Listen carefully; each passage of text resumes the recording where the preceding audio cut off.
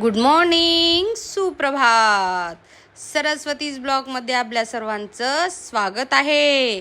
चला तर मंडळी, आज माझ्या लाडक्या लोकांनं काय करायचं ठरवलंय. मला सांगितलंय किचनमध्ये यायचं नाही. ठीक आहे, ओके. मी पण बसून बघायला लागले की हे ना काय करतोय. आज करणार आहे ढोकळा म्हणे.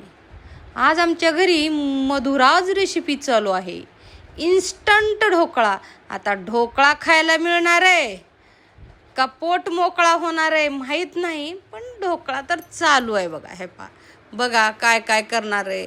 मला म्हणला तू किचनमध्ये मम्मी यायचं नाही.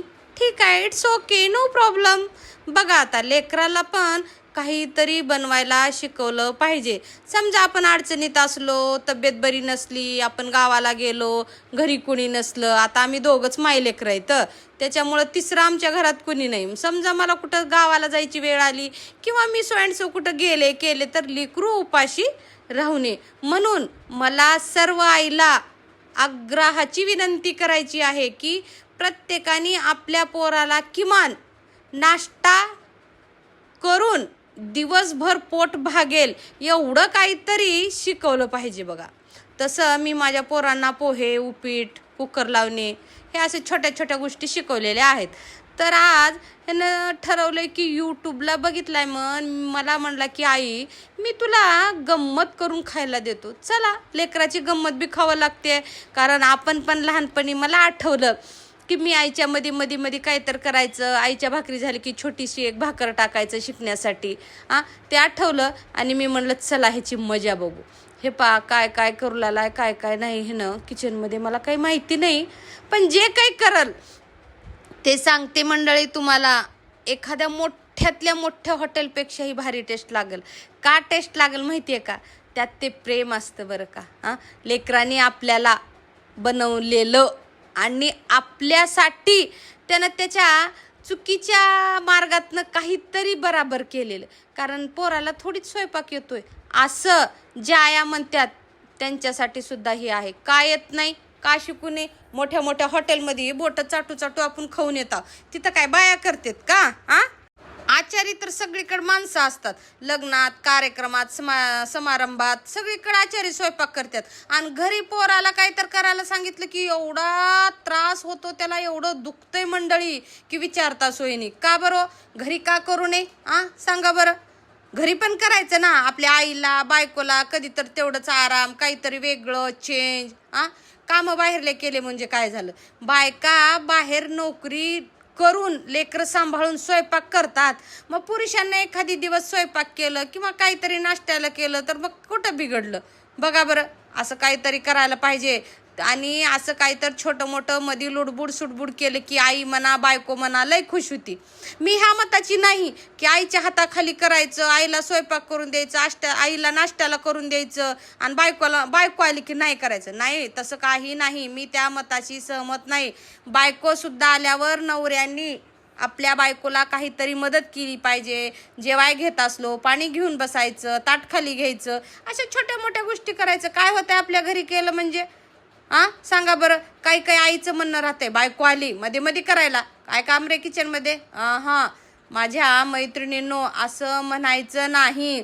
उलट दोघाला बी काम लावून आपण आराम बसायचं. रे करा, सगळेच मिळून खाऊ म्हणायचं, आनंदी राहायचं. तू मधीच गेलास, तू किचन मध्येच गेलास, काय किच केला, करू द्या ना. आनंद आहे, त्यांची जिंदगी आहे, आनंदानं जगू द्या. कारण आपल्याला जसं आपल्या पोरानं काहीतरी करून द्यावं वाटते, तसंच त्याच्या बायकोला बी वाटत असेल की कधी तर नवऱ्यानं तांब्या भरून पाणी बी द्यावं आणि द्यात जाणं बाळा.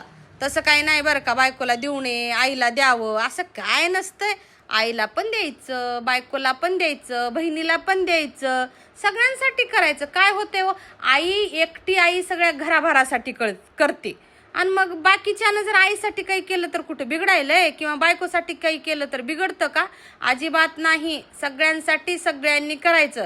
हे पहा, माझ्या बोलण्याच्या नादात मी तुम्हाला दाखवायचंच विसरून गेले. हे पहा बघा, आमचे चिरंजीव कसं डबे ठेवायल्यात, मधी बसना झाल्यात, कशात ठेवू, ह्याच्यात ठेवू का त्याच्यात ठेवू, हे चाललंय. मी आपलं निवांत बघायले.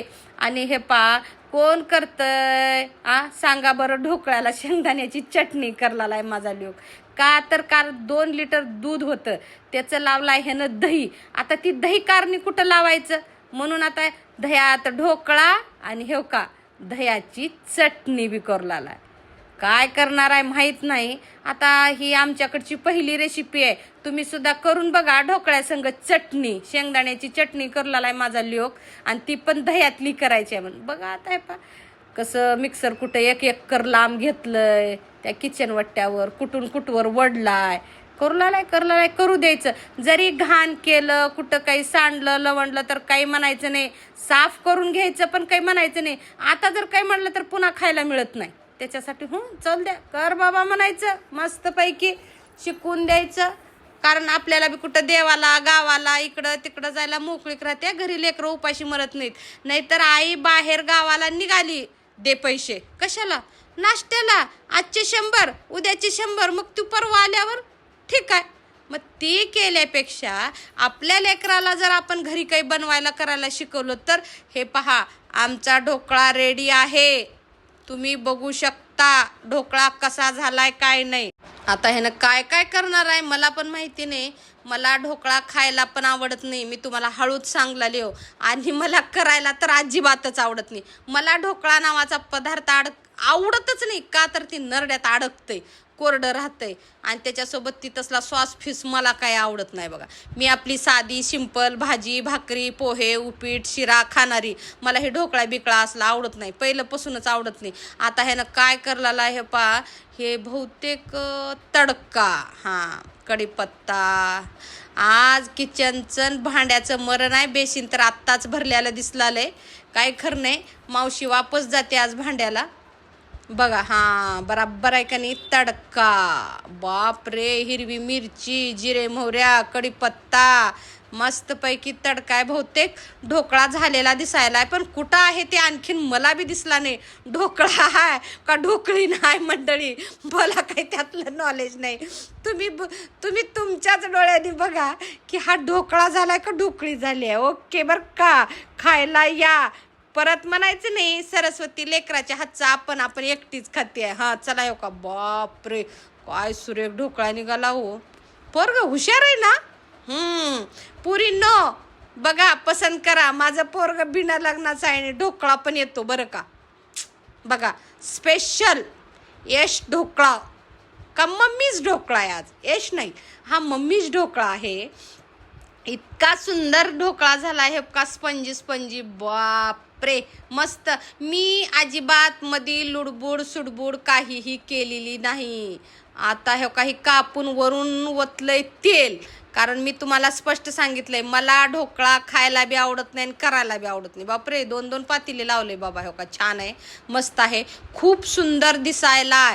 पण आज मला आवडत नसलं तरी माझ्या लेकरानं केलंय म्हणजे जगातला ही ताज हॉटेलपेक्षा महाग आणि भारी ढोकळा आहे माझ्यासाठी. का तर ही माझ्या लेकरानं केलंय माझ्यासाठी. मी काहीही, तुम्ही बघितलं पहिल्यापासून, मी काहीही मधी केलेलं नाही. 2 बहुतेक एकात बसत नव्हतं, म्हणून हे 2 डबे लावलेला आहे. हे खूप छान झालाय. कापावरून तर कळायलंय की हे कुठं चिटकना अडकना, मस्त झालाय. तर परत म्हणू नका या. बाप रे, यमी. चला करू सुरू. तर मग मंडळी, नुसतं ढोकळा खाऊन परत जायचं नाही. सरस्वती चॅनलला लाईक व सबस्क्राईब करायला विसरायचं नाही.